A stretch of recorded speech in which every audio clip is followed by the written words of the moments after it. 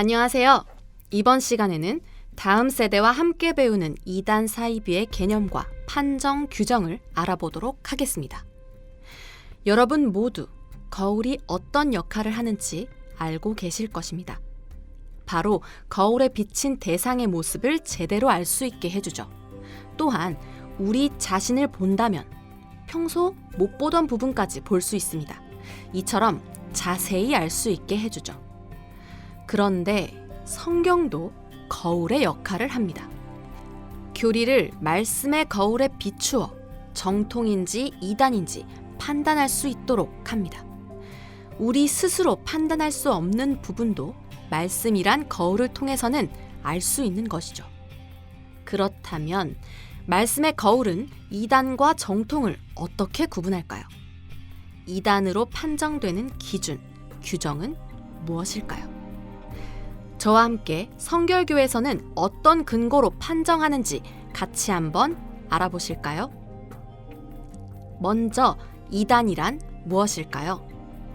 기독교를 사칭하거나 성경에 근거하지 않는 다른 교리를 통해서 하나님이 아닌 자신의 공동체를 드러냅니다. 거룩하고 순결한 교회, 하나된 교회의 특성을 해치죠. 결국 신자들을 미혹하는 악한 영에 사로잡힌 사람들의 집단입니다. 그렇다면 이렇게 이단으로 판단되는 근거는 무엇일까요? 세 가지 기준이 있습니다. 첫 번째는 성경적 기준입니다. 사도가 전해준 복음과는 다른 것을 주장하는 가르침을 말합니다. 두 번째는 역사적 기준입니다.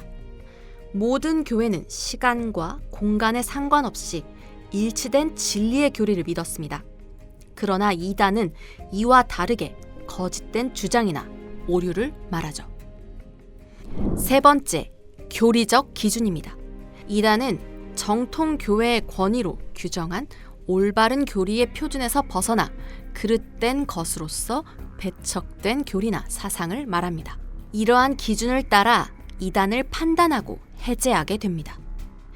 이단을 판단할 때는 권면, 회개 요구, 정죄의 순으로 판단이 진행됩니다. 반면 이단을 해제할 때는 공청, 자숙, 심사, 해제 선언의 절차를 거치게 됩니다. 이렇게 성결교회는 성경적, 역사적, 교리적 기준에 따라서 이단을 판정합니다. 그러나 이단이라 하여 모두 다 같은 이단이 아닌 그 성격과 정도에 따라 이단, 사이비, 경계 집단으로 분류되어 규정됩니다. 어떻게 규정이 될까요? 첫 번째는 이단입니다.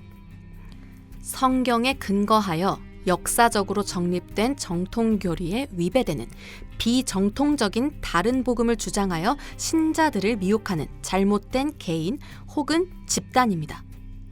두 번째는 사이비입니다. 기독교의 탈을 썼지만 이단적인 교리의 근거를 두고 기독교로 행세하되 반사회적, 반윤리적 행위를 하는 거짓된 개인이나 집단을 의미합니다. 세 번째, 경계 집단입니다.